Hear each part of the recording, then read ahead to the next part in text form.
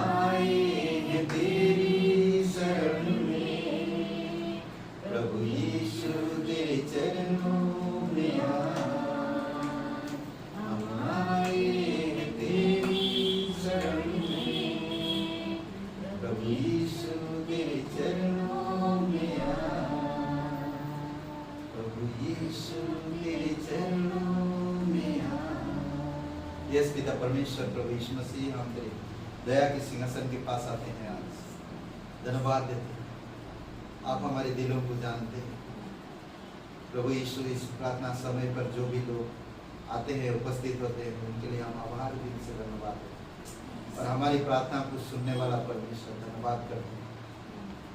दया करते हो, करुणा करते हो, आत्मा को जीतते हो, हमें सिखाते हो, हमें अपनी स्वभाव चरित्रता में बढ़ाते हो प्रभु यीशु, हमारी सोच विचार में बदलाव लाते हो पिता, और हमारी अंदर ज्ञान बढ़ाते हो, समझ बढ़ाते हो प्रभु, आत्मिक बल देते हो पिता, धन्यवाद देते हो। इसलिए आज जो कुछ भी करे प्रभु यीशु, हमारी बल से नहीं, हमारी ताकत से नहीं, बल्कि तेरी पवित्र आत्मा की सामर्थ्य में हम सब चीजें कर सकते। धन्यवाद देते हो, यीशु मसीह के नाम से मांगते हैं, आमीन। ओके, हम लोग एक थोड़ा सा वचन शेयर करेंगे, और ये मरकुस का 5वां अध्याय, उम्मीद। ओके, इसके ऊपर मरकुस का 5वां अध्याय,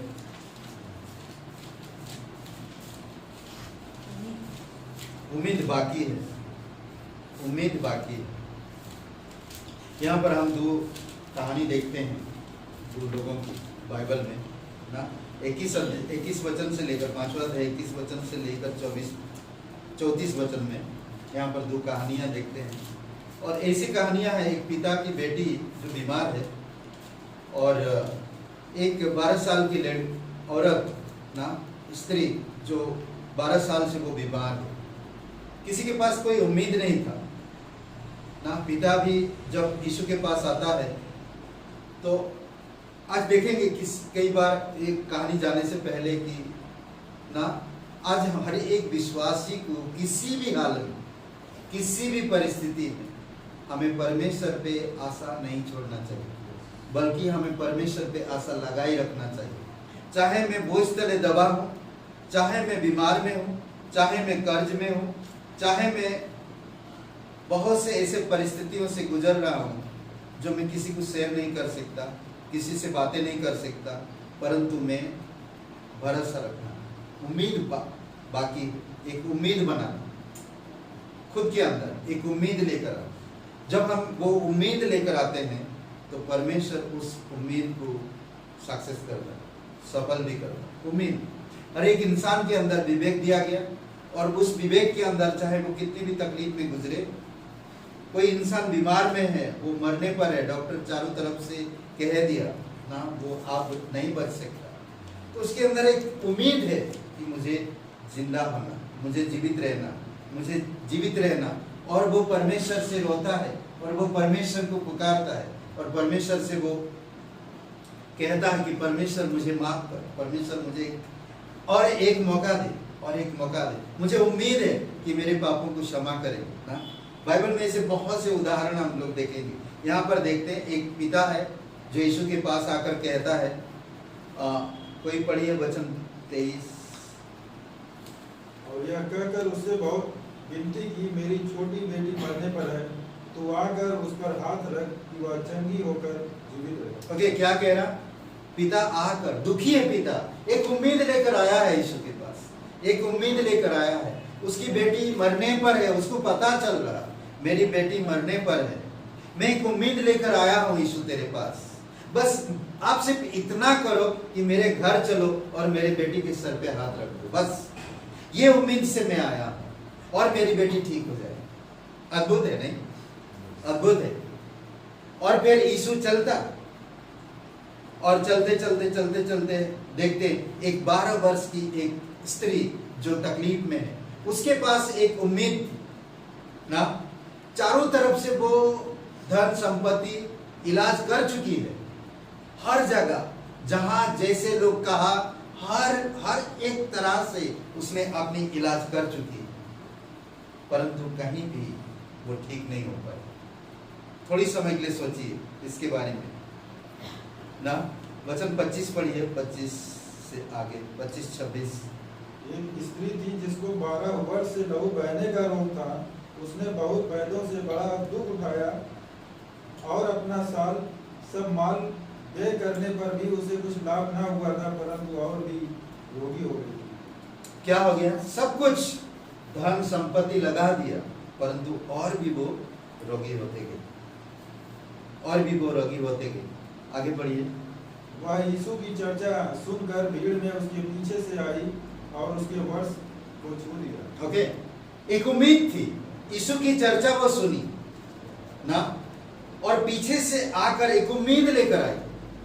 मुझे लगता है जब ये सोच रहा होगा, अब मेरे पास पैसा नहीं, अब मेरे पास इलाज करने के लिए कोई रास्ता भी नहीं, चारों तरफ से सब कुछ बंद हो चुकी है, उसके अंदर कहीं ना कहीं एक उम्मीद बाकी थी। नहीं, उसके अंदर एक उम्मीद बाकी थी। मैं ओझा के पास गया, मैं डॉक्टर के पास गया, मैं वैद्य के पास गया, मैं हर प्रकार की इलाज कर चुकी हूँ, पर कहीं से भी मैं ठीक नहीं हो पाया, परंतु और दिन प्रतिदिन इस रोग में जाता रहा, कमजोर होता गया। थोड़ी समय के लिए सोचिए, एक उम्मीद उसमें बाकी है। जब वो यीशु की चर्चा सुनी चारों तरफ से, तो वो पीछे से गई, भीड़ के पीछे से गई और जाके यीशु की वस्त्र को छुई, और जैसे छुआ, देखिए आपके जीवन को किसने छुआ, कैसा छुआ, आगे वचन पढ़िए। क्योंकि वह कहती थी, यदि मैं उसके वस्त्र को छू लूंगी तो चंगी हो जाऊंगी। इतना उम्मीद है उसके पास, अगर मैं यीशु की वस्त्र को छू ली तो मैं ठीक हो जाऊंगी। ये उम्मीद लेकर गई, ये उम्मीद लेकर गई।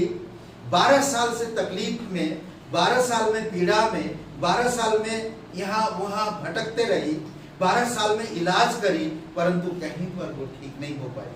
पर एक उम्मीद लेकर यीशु के पास गई, अगर मैं पीछे से जाकर उसके वस्त्र को स्पर्श करूं तो मैं ठीक हो जाऊंगी। ये जानती थी, एक उम्मीद है उसके पास कि मैं ठीक हो जाऊंगी। आगे, लहू बहाने बाद बंद हो गया और उसने अपनी देह में अनुभव किया कि मैं अपने रोग से चंगी हो गई हूँ।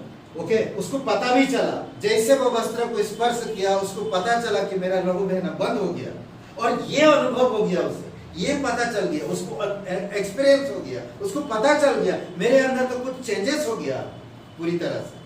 और वो क्या कह रहा कि उस चंगी हो, पीछे से वस्त्र को छुई। अब आगे, फिर आगे पढ़िए। यीशु ने तुरंत अपने में जान लिया कि मुझ में से सामर्थ्य निकली है, और भीड़ में पीछे फिर कर पूछा, मेरा वस्त्र किसने छुआ? उसके चेलों ने उससे कहा, तू देखता है कि भीड़ तुझ पर गिरी पड़ती है और तू कहता है कि किसने मुझे छुआ? तब उसने उसे देखने के लिए जिसने यह काम किया था चारों ओर दृष्टि की। तब वह स्त्री यह जानकर कि मेरी कैसी भलाई हुई है, डरती और कांपती हुई आई और उसके पांव पर गिरकर उससे सब हाल सच सच कह दिया। उसने उससे कहा, पुत्री तेरे बस ठीक है। तो ये हाल है, यीशु को मालूम पड़ा कि मुझ में से सामर्थ निकला ना। इसका मतलब यीशु आप और मेरे जीवन में जो कार्य करता है उसको पता है अच्छी तरह से ना। कई बार आप और मेरे जीवन में जो यीशु मसीह काम करता है, हम लोगों को पता नहीं होता, उस कार्य में अनुभव नहीं कर पाते, उस कार्य में हम बढ़ नहीं पाते, उस कार्य में हम उम्मीद नहीं जगा पाते, परंतु यीशु में एक उम्मीद रखता, हम में भी यीशु के पास एक उम्मीद है हम में कि ये मेरे कार्यों को आगे बढ़ाएंगे, ये मेरे कार्यों को जानेंगे। देखिए, पूछा यीशु ने, क्या पूछा कि किसने मुझे छुआ ना। वो चंगी हो गई, ठीक हो गई, वो चली जानी चाहिए, जाने दो, यीशु जो पूछता पूछने दो, मेरा क्या, मैं तो ठीक हो गई, ये कह सकती, परंतु ऐसा नहीं की। उसने उस जगह पर रुकी, और जब भीड़ पूरी तरह से रुक गया और यीशु ने पूछा तो वो कांपते हुए, थरथराते, वो मालूम पड़ रहा कि मैं ठीक हो गई, तब वो बताई कि मैं छुआ। तब यीशु ने क्या कहा, 34 वचन पढ़िए। उसने उससे कहा, पुत्री तेरे विश्वास ने तुझे चंगा किया है, कुशल से जा और अपनी इस बीमारी से बची रह। कुशल से जा। आपका उम्मीद आपको सफल बनाता है, आपका उम्मीद। अगर वो 12 साल से यहाँ वहां भटकी, आज भी अरे बहुत जगह गया, छोड़ो अभी, यीशु ये सब नहीं होता। बहुत सारे लोगों के मुंह से मैंने सुना, बहुत सारे लोगों के जीवन में परमेश्वर उनकी छोटी सी उम्मीद में महान कार्य किया, परंतु लोग कई बार नहीं समझ पाते। इस पुत्री से क्या कहा जा पुत्री, तेरे विश्वास ने तुझे चंगाई दी और इस बीमारी से तू बचेगा। उम्मीद, एक उम्मीद रखो। उम्मीद आपके जीवन में आशा का किरण लेकर आता है। उम्मीद आपको चंगाई लेकर आता है। उम्मीद आपको सफल लेकर आता है, सफलता लेकर आता है। उम्मीद एक एक बीज उगाता है और बहुत सारे बीज पैदा कर सकता है। उम्मीद होना चाहिए। और दूसरी बात हम कह सकते हैं कि जिसके पास उम्मीद है परमेश्वर उसको आगे बढ़ाए। आमीन। आइए प्रार्थना करें। पिता परमेश्वर, प्रभु यीशु मसीह हम धन्यवाद देते हैं, जीवित और पराक्रमी परमेश्वर, प्रत्येक भाई बहनों के जीवन में पिता, जो भी लोग विश्वास करते हैं, जो लोग ये प्रार्थना मीटिंग में उपस्थित हैं, सभी के अंदर एक उम्मीद जागृत करो पिता। उस उम्मीद से तेरे पास जिस तरह यायर ने आया यीशु के पास, और हम देखते हैं उसके घर से खबर आता बाद में भी, जब हम कहानी आगे पढ़ते हैं कि तेरी पुत्री मर गई, आप प्रभु को दुख मत दे, पर फिर भी उसके पास एक उम्मीद था। यीशु ने उस उम्मीद को नहीं बुझाया, बल्कि उस उम्मीद से उससे कहा कि विश्वास रख, तेरी पुत्री मरी नहीं, सो रही। अद्भुत है परमेश्वर। हर एक इंसान के पास एक उम्मीद बाकी है, और उस उम्मीद से वो आगे बढ़ते हैं। उस उम्मीद से उनका जीवन अद्भुत तरीके से बढ़ता है। प्रभु यीशु प्रत्येक भाई बहनों को, कलीसिया के विश्वासी भाई बहनों के जीवन में एक उम्मीद है, उस उम्मीद को जागरूक करना पिता, और उन्हें अगुवाई करना प्रभु यीशु, और उनके जीवन को निराशा में आशा में बदल देना, असफलता में सफल में बदल देना। उनके पास वो उम्मीद है, उनके पास वो आशा है, उनके पास वो विश्वास है। प्रभु यीशु धन्यवाद देते, तेरी स्तुति महिमा करते। प्रार्थना प्रभु यीशु मसीह के नाम से मांगते हैं, आमीन।